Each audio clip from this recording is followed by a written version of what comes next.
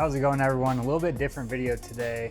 So I haven't done a tune-up on my bike in a few sessions. Every once in a while I like to go through and just get it all dialed in again because it starts creaking and riding strange, and I like my sessions to be consistent every time. You can have your bike dialed every time you ride. You're gonna ride the best you can. Let's get into it. I'm gonna show you some of the tools that I always have on hand, and I'm gonna show you just some of the basic things that you should check before you ride.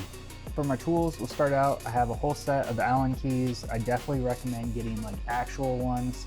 The multi-tools can break when you're trying to tighten your stem and stuff like that.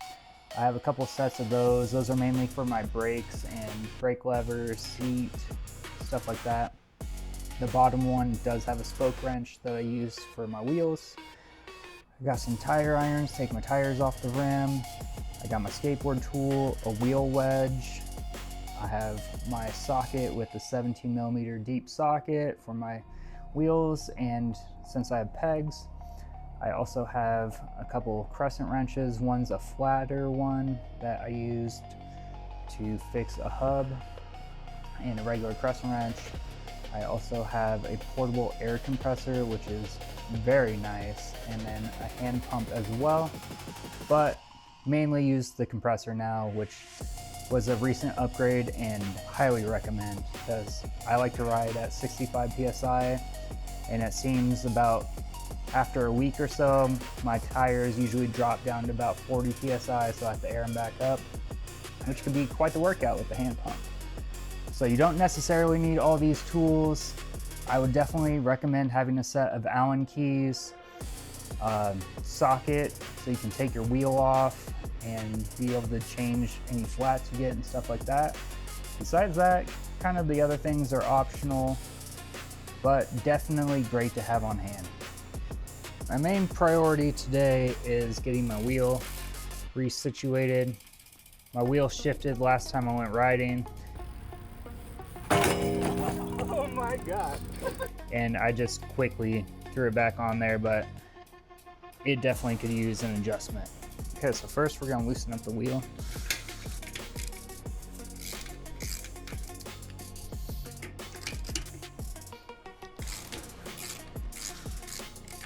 Got that loose. I do have chain tensioners, so I'm gonna loosen those up. My wheel got all jacked up.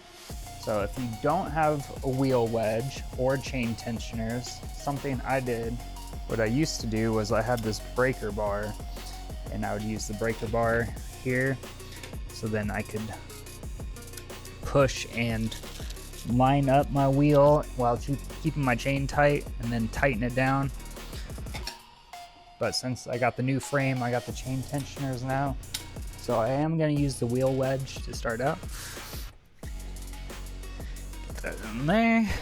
All right, so that's all nice and centered. Okay, chain's tight. Now I am going to tighten up my chain tensioners.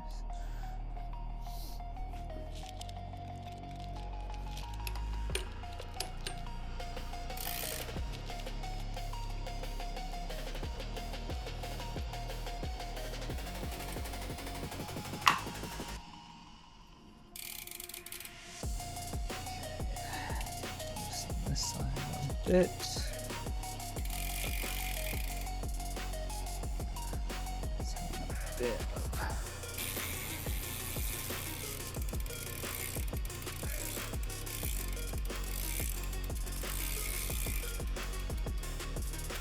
So once you get it where you're happy, then go ahead and tighten it on down. Just gonna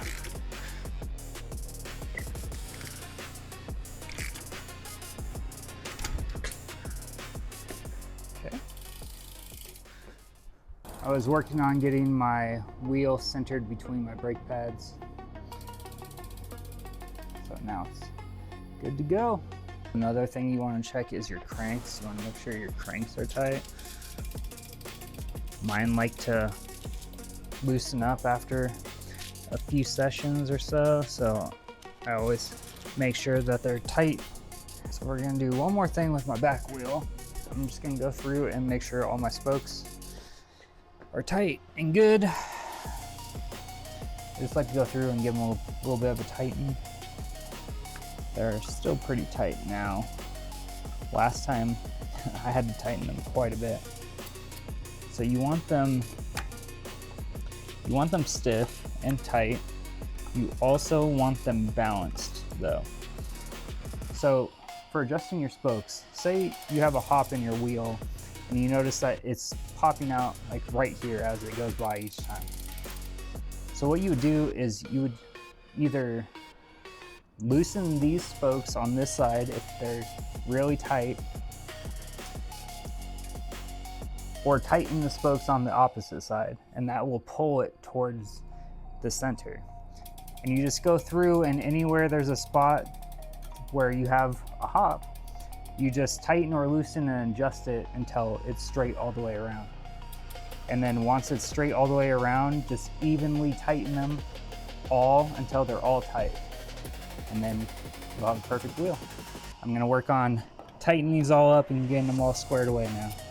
And why you want to adjust your spokes. So if you have any creaking, that probably means you have loose spokes.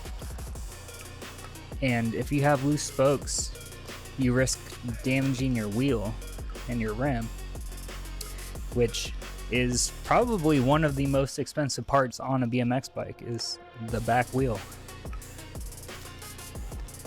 My back wheel cost $170. Okay, I just noticed. So I have some movement here. So I need to get that out of there. So we're gonna loosen up the stem, tighten down my fork, and hopefully that gets rid of that. Because that could lead to me bending my fork, which is actually the most expensive part on my bike. My front fork was $230, so definitely want to protect that. So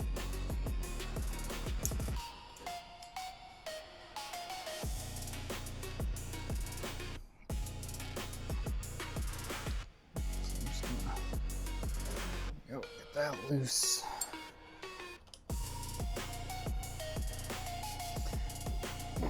Use my feet to hold my wheel in place so I can tighten this down. You want to make sure you have it straight. And now we're just gonna lock it back in place. Now we're gonna crank it.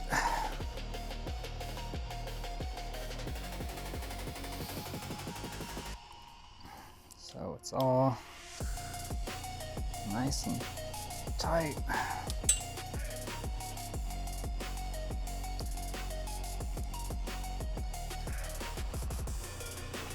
And there we go, no more movement.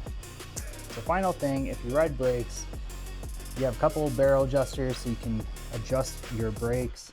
So you can tighten or loosen your barrel adjuster and it will pull or separate your brake pads from your rim, bringing this barrel adjuster closer to the wheel, which is in turn pulling the brake pads further away.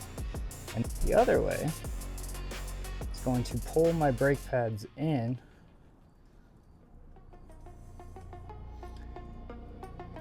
and make it so I don't need to pull my brake lever as far. Right now I have it too tight, so my rim hits the brake pad and it's stopping it. So what I want to do is I want to screw the barrel adjuster in towards the wheel so the brake pads open up more. And I just do that until it is no longer rubbing. Check my brake pull. Yeah, so really responsive.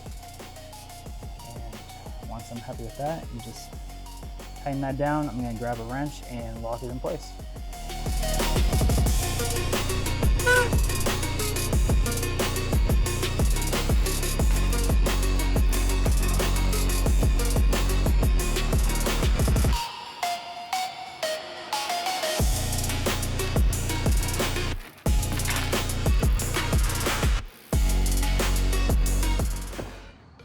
The bike feels great.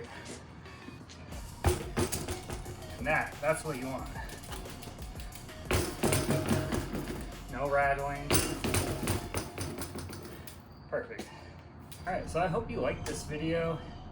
I figured I would just show maybe someone who's getting into BMX some of the things that they need to take care of on their bike and how to do it. And also, now I'm ready for the next session that I can go into with confidence, knowing that my bike is not going to do anything weird and it's going to ride how I expect it to ride. So that's going to be it for this video. I'll catch y'all in the next one.